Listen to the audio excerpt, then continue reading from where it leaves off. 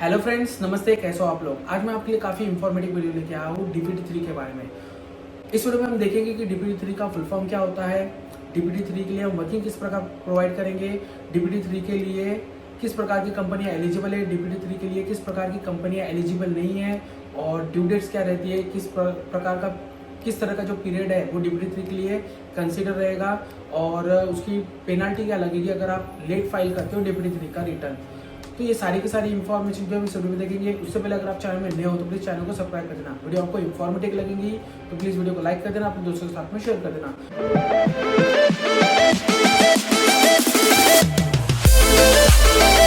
तो DPT3 का full form होता है डिपॉजिट ऑफ कंपनी।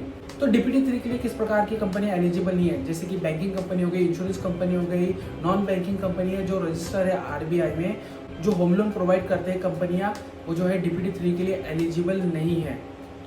तो DPT3 के लिए किस प्रकार की कंपनियां एलिजिबल है, जैसे कि पब्लिक हो गया, प्राइवेट लिमिटेड कंपनियां हैं, चाहे वो छोटी हो बड़ी हो, लेकिन वो रजिस्टर हो MCA की साइट पर। तो MCA का फुल फॉर्म होता है मिनिस्ट्री ऑफ कॉर्पोरेट अफेयर।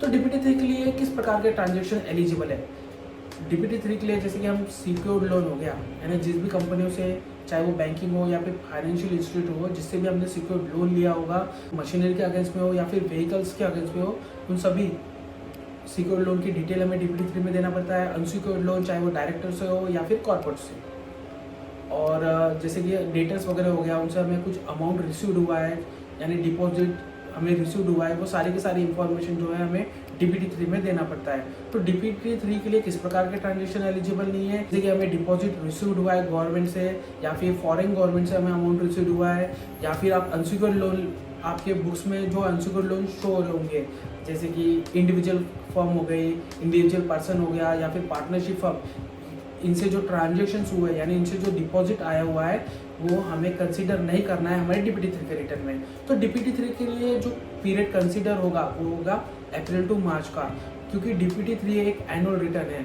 हमें जितने भी, यानी पर्टिकुलर पीरियड में, जो मैंने आपको पीरियड बताया अप्रैल टू मार्च में, जितना भी डिपॉजिट हमें रिसीव हुआ होगा, जितने भी हमने लोन रिसीव किए होंगे या फिर अनसिक्योर्ड लोन रिसीव किए होंगे, वो सारी की सारी डिटेल जो है हमें DPT3 के रिटर्न में देनी है। तो DPT3 के रिटर्न में हमें जो है हमारा 31 मार्च तक का कितना बैलेंस है, यानी आप जैसे आपका सिक्योर्ड लोन है, अनसिक्योर्ड लोन है या फिर डिपॉजिट है, उन सभी लेजर्स के जितने भी, उन सभी पार्टियों के लेजर्स के जितना आउटस्टैंडिंग बैलेंस है 31 मार्च तक का, उतना आपको डिटेल जो है आपके DPT3 के रिटर्न में देना है।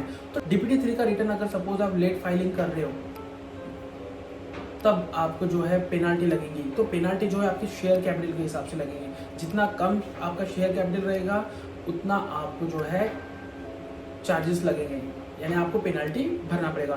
तो DPT3 के लिए हम वर्किंग किस प्रकार प्रोवाइड करेंगे, आपका जो कंपनी सेक्रेटरी होगा, यानी कंपनी का जो सेक्रेटरी होगा, वो आपको DPT3 के लिए किस प्रकार की वर्किंग देना है वो आपको प्रोवाइड करेगा। आपको वो डिटेल्स भरना है। तो किस प्रकार से हम डिटेल्स भरेंगे, जैसे कि वर्किंग में दिया हुआ रहेगा serial number, name of party जिससे भी आपका डिपॉजिट रिसीव्ड है, लोन रिसीव्ड है, अनसिक्योर्ड लोन रिसीव्ड है।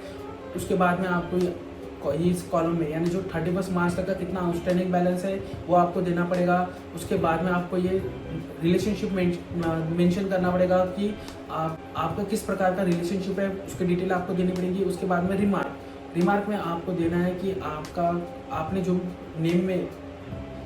नेम प्रोवाइड किया होगा, जैसे बैंक का नेम होगा, अनसिक्योर्ड पार्टीज के नेम हो गया, या फिर अदर डिपॉजिट का, तो आपका जो ट्रांजेक्शन है वो किस प्रकार का है, यानी आपको ग्रुप की डिटेल देनी पड़ेगी। अगर आप नेम में सिक्योर्ड लोन की डिटेल देते हो, तब आपको सामने रिमार्क में जो है सिक्योर्ड लोन देना है, ताकि आपका CS आइडेंटिफाई कर पाए कि आपने जो प्रोवाइड की हुई डिटेल वो इस तरह के ट्रांजेक्शन से आई हुई है, यानी इस तरह के ग्रुप से आपने डिटेल प्रोवाइड की है, सिक्योर्ड लोन, अनसिक्योर्ड लोन या फिर डिपॉजिट। तो इस प्रकार से मैंने आपको डिटेल पर बताई हुई DPT3 के बारे में फुल फॉर्म बताया। DPT3 के लिए वर्किंग किस प्रकार बना के देना है, पेनाल्टी किस प्रकार लगेंगी, ड्यू डेट्स क्या रहेंगी, किस तरह का जो है पीरियड DPT3 के लिए एलिजिबल होगा। अगर आपको इंफॉर्मेटिव लगी होंगी तो प्लीज़ चैनल को सब्सक्राइब कर देना, वीडियो को लाइक कर देना और अपने दोस्तों के साथ में शेयर कर देना।